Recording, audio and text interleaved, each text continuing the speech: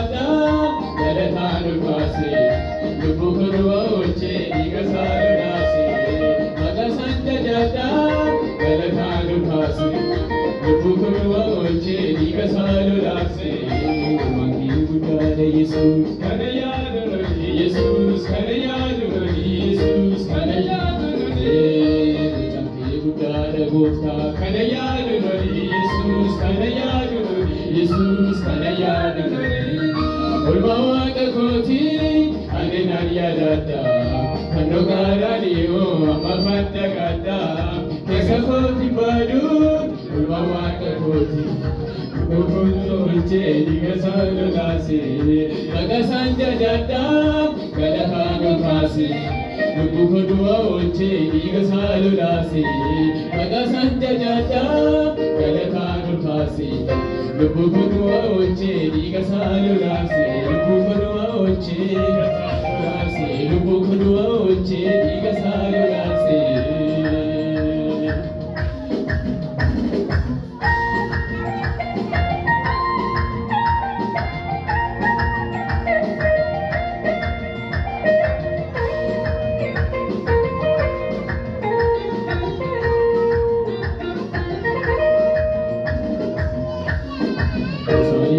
Jesus na jalate subukoti jele akina fudate udao songande subama fakate busato kiti tabasina halate udao songande subama fakate busato kiti tabasina halate ulmawaga koti ani nariya dada Kadogara niyo amafanda gada magasanja jada galatanu pase lubukudua oche digasalu nase magasanja jada galatanu pase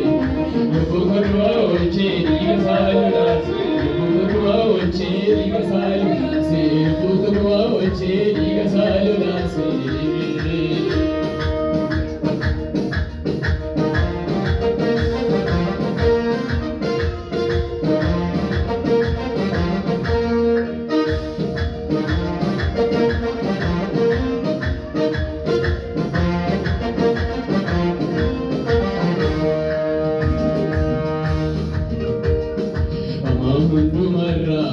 Jesus konayege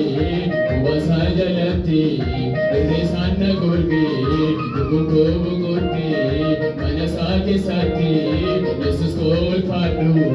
Yesuke gubati duko bugorte manake ke sati Jesus kol padu Yesuke gubati ulmawaga koti ani nariyadada Kadogara niyo amafanda gada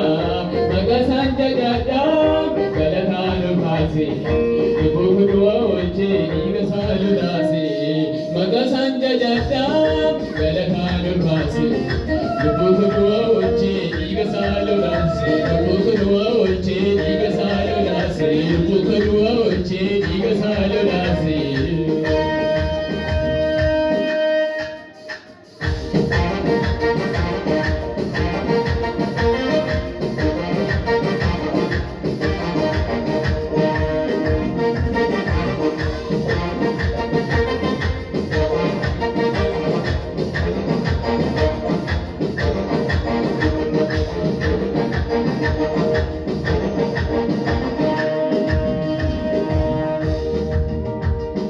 Dukanicha kesa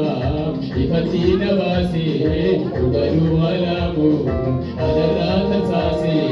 kaifana ture jirenya namlate wala mujala duko fate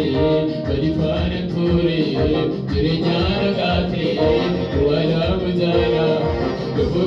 fate ulmawaga koti ani nariyadada Kadogara niyo amafanda gada magasanja jada galatanu pase lubukudua oche digasalu nase magasanja jada galatanu pase lubukudua oche digasalu nase lubukudua oche digasalu nase lubukudua oche digasalu nase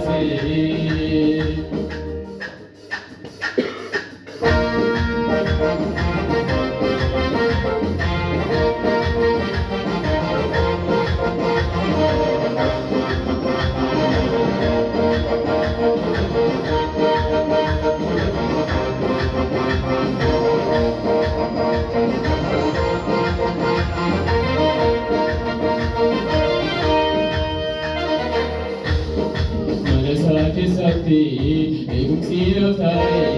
parusam batami, kuno haragae, arori dinako, mundu karatafe, kagasa Yesusi, anis darbe lufe, arori dinako, mundu karatafe, kagasa Yesusi, anis darbe lufe, ulmawata koti, adinan yadata. Kadugala diyo mafandaganda Yesusat data galatanul phasi Yuku kadua oche diga salulase Ulmawaka koti adinan yadata Kadugala diyo mafandaganda Magasanja data galatanul phasi Yuku kadua oche diga salulase Jesus, Karayadu, Jesus, Karayadu, Jesus, Karayadu, Jesus, Karayadu,